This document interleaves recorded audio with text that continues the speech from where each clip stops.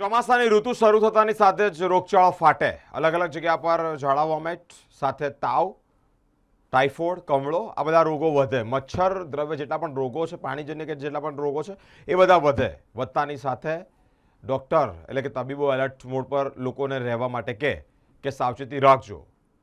વડોદરા શહેર, આ શહેરમાં ચોમાસો ધીમી ધારે અત્યારે બંધ થયું છે અને આ બંધ થતા ચોમાસાની વચ્ચે તબીબો એટલે કે ડૉક્ટરોએ લોકોને સાવચેત રહેવા અપીલ કરી છે. પીવાનું પાણી કેવી રીતે પીવું જોઈએ, ઉકાળીને ગાળીને પીવું જોઈએ, સાથે કઈ વસ્તુઓનું સેવન કરવું જોઈએ, કઈ વસ્તુ ખાવી જોઈએ, કઈ વસ્તુઓને નકારવી જોઈએ, આ તમામ બાબતે લોકોને સાવચેત રહેવા માટે ડૉક્ટરે સૂચવ્યું છે. ચોમાસાની ઋતુ દરમિયાન દૂષિત પાણીના લીધે વોટરબોર્ન ડિસીઝ એટલે કે પાણીજન્ય રોગો થવાની શક્યતાઓ વધી જાય છે. હાલ હોસ્પિટલની ઓપીડીમાં દૈનિક 2000થી 2200 જેટલા દર્દીઓ આવી રહ્યા છે. દરરોજના જે કેસો છે તે ઝાડા ઉલટીના કેસો વધારે નોંધાઈ રહ્યા છે. અલબત્ત હાલમાં ડેન્ગ્યુ અને મલેરિયાના ખાસ કેસો સામે નથી આવ્યા, પરંતુ તબીબો દ્વારા નાગરિકોને ચોમાસા દરમિયાન ખાસ સ્વચ્છતા જાળવવી, દૂષિત પાણીનો યોગ્ય નિકાલ કરવા અને હંમેશા શુદ્ધ પાણી પીવાના પાણીની સલાહ આપવામાં આવી રહી છે. ગંદુ કે દૂષિત પાણી આવવાની સમસ્યા હોય ત્યાં ઘરગથ્થુ સ્થળે પાણીને ઉકાળીને પીવું જોઈએ. આરઓ ફિલ્ટરનો ઉપયોગ કરવો જોઈએ. પાણી ઉકાળવાથી તેમાં રહેલા હાનિકારક જંતુઓનો નાશ થાય છે. સાથે ચોમાસામાં ફેલાતા પાણીજન્ય રોગોથી બચી શકાય છે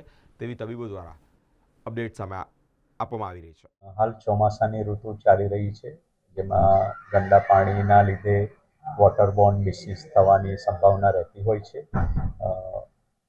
અમારી હોસ્પિટલમાં પણ દૈનિક 2200ની આસપાસ ઓપીડી નોંધાઈ રહી છે, 2000થી 2200ની, જે પૈકી દરરોજના 5થી 6 કેસો ઝાડા ઉલટીના આવી રહ્યા છે.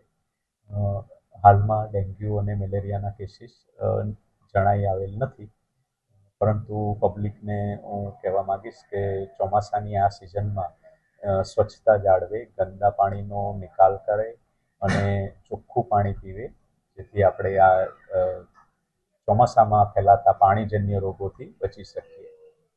ગંદુ પાણી આવે એમાં શું ધ્યાન રાખવું? હાઉસહોલ્ડ એટલે ઘરેના લેવલે પાણી ઉકાળીને પીવું જોઈએ. આરઓ ફિલ્ટર જો પોસિબલ હોય તો, બાકી પાણી ઉકાળીને પીશો તો પણ એનો જંતુઓનો નાશ થશે.